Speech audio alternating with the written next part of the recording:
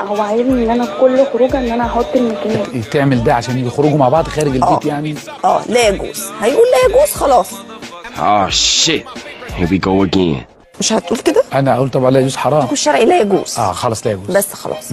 حطي بقى شويه ميك اب يا نهى. هد انا وحياة بقول حكم ربنا. الشرع، هي حره. يعني ما هو برضو يعني قليل، هو ربنا يرضى باننا نفضل طول عمرنا ماشيين شكلنا يقرف، نجيب تراب ونلطم نعمل على وشنا. مين قال كده طيب؟ ونخش جهنم. اروح بقى اجيب تراب وادلق تراب على وشي ونمشي بقى كده. فعايزين نفضل محتفظين فرصه اتكلم بعد اذنك. عيب ان انا افضل محتفظه بشكلي كويس.